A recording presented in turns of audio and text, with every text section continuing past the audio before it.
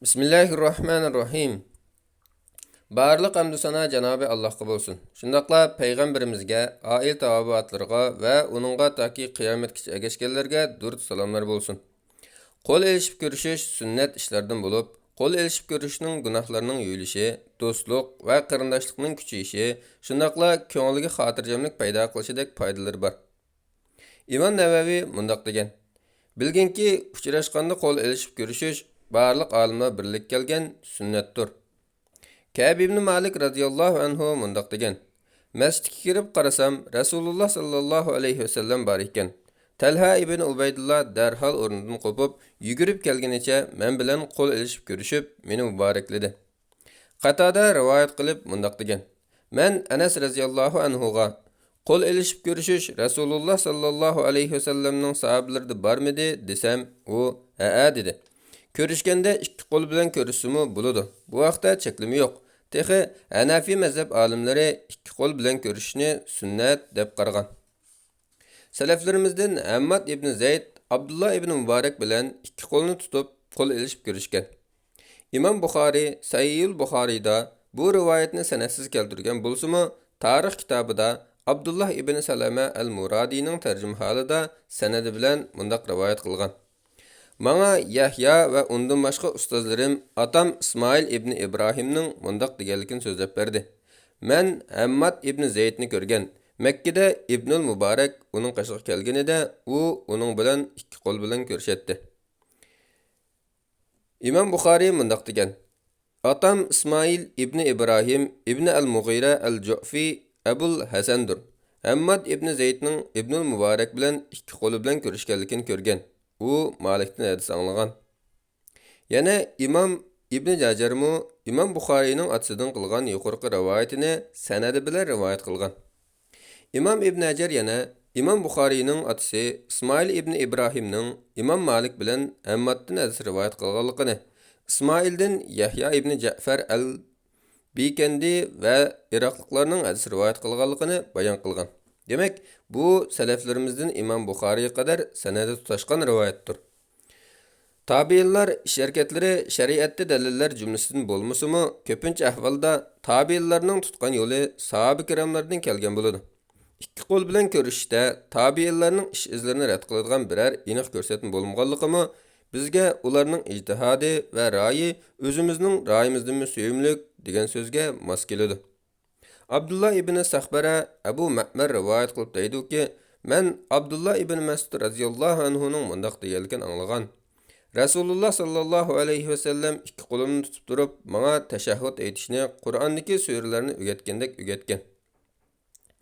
İmam Buxoriy rahmatullohi alayh mazkur asar bilan hadisni Sahih Buxoriydagi kirishga ijozat so'rash bo'limida ikki qo'lni tutish babida ikki qo'lni tutib ko'rishning joizligiga dalil qilib keltirgan.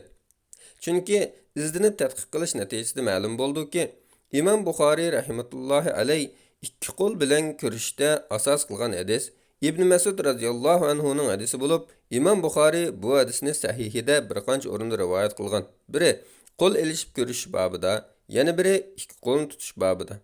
İmam Buxoriy hazratlari hadis mazmuniga cho'nqur cho'kib turib hadis rivoyat qilgan bo'lg'achqa bir babga qo'l elishish deb aniq nom qo'yib, ikki qo'lni tilga olmagan. Yana bir babda ikki qo'lni tilga olib ko'rishni tilga olmagan, balki tutishni tilga olgan. Bu haqiqatan İmam Buxoriy hazratlarining hadisshunoslikdagi alohida talantini ko'rsatdi. Bu yerda İmam Buxoriy bu hadisni qo'l elishib ko'rishga aniq ifodalashga yaqin shaklda ishorat bilan dalil qilgan. İmam İbn Battal Sahihul Buxoriy sharhida mundaq degan: Qo'lni tutish alohida qo'l elishishdir. Bu olimlarning nazarida mustahab.